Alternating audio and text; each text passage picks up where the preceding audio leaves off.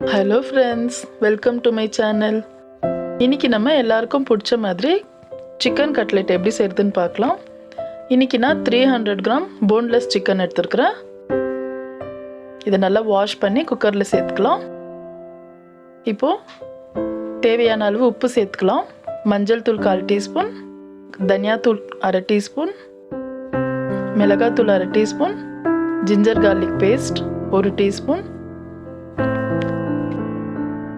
ஒரு 1/2 டம்ளர் தண்ணி விட்டு நம்ம நல்லா மிக்ஸ் பண்ணி மூடி போட்டு வச்சிடலாம். இது ஒரு 2 விசில் வரட்டும். நம்ம சிக்கனை வேக வச்சு எடுத்துட்டு அதுக்கப்புறம் தான் செய்ய போகிறோம்.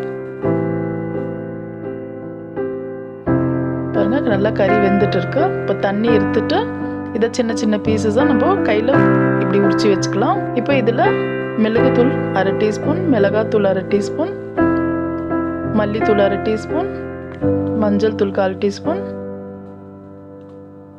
கொத்தமல்லி புதினா 1 கை, மீடியம் சைஸ் வெங்காயம் பெருசாக 1, 2 உருளைக்கிழங்கு வேக வச்சு ஸ்மாஷ் பண்ணி வச்சுருக்குறோம்.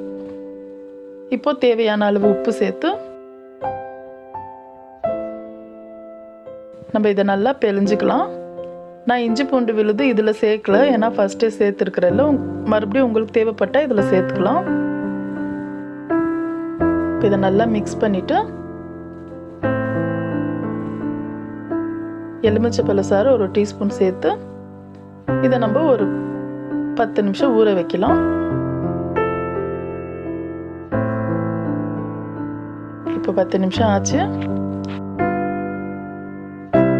இப்போ நான் 2 முட்டை நல்லா அடித்து வச்சுருக்கிறேன். பிரெட் ஸ்க்ரம்ப் எடுத்துக்கலாம். இப்போ கையில் கொஞ்சம் எண்ணெய் தடவிக்கங்க, அப்போ தான் நம்மளுக்கு கைக்கு ஒட்டாது. நம்மளுக்கு எந்த சைஸ் வேணுமோ அந்த சைஸ்க்கு எடுத்து நம்ம நல்லா கட்லெட் தட்டி வச்சுக்கலாம். இப்போ பாருங்கள், எல்லாம் தட்டி வச்சாச்சு. இப்போ இதை நம்ம முட்டையில் டிப் பண்ணி நம்ம பிரெட் ஸ்க்ரம்பில் மிக்ஸ் பண்ணி இதை எடுத்து வைக்கலாம். பாருங்கள், இந்த மாதிரி நம்ம பிரெட் ஸ்க்ரம்பில் நல்லா இதை இப்படி க்ளீனாக மிக்ஸ் பண்ணி வச்சா தான் நம்மளுக்கு கிறிஸ்பியாக இருக்கும். இப்போ பாருங்கள், நம்ம கட்லெட் நல்லா ரெடி பண்ணிட்டோம். இப்போ பேனில் எண்ணெய் சூடாக இருக்குது. மீடியம் ஃப்ளேமில் வச்சுட்டு நம்ம ஒரு கட்லெட்டாக சேர்த்துக்கலாம். நம்ம கட்லெட்டு எண்ணெயில் சேர்க்கும்போது பிரெட் ஸ்க்ரம்பை கொஞ்சம் கையால் அப்படியே உதறிட்டு சேர்த்துக்கலாம், இல்லைன்னா எண்ணெய் சீக்கிரம் அழுக்கான மாதிரி இருக்கும். இப்போ லேசாக திருப்பி விட்டுக்கலாம். இப்போ மறுபடியும் இது ஒரு நிமிஷம் போல் வச்சு நம்ம திருப்பி எடுத்துடலாம். பாருங்கள், இப்போ வெந்துடுச்சு நம்மளுக்கு. இப்போ ஒன்றா எடுத்துக்கலாம். அவ்வளோதான், நம்மளுக்கு கிறிஸ்பியாக நல்லா மொறுன்னு கட்லெட் ரெடி ஆயிடுச்சு.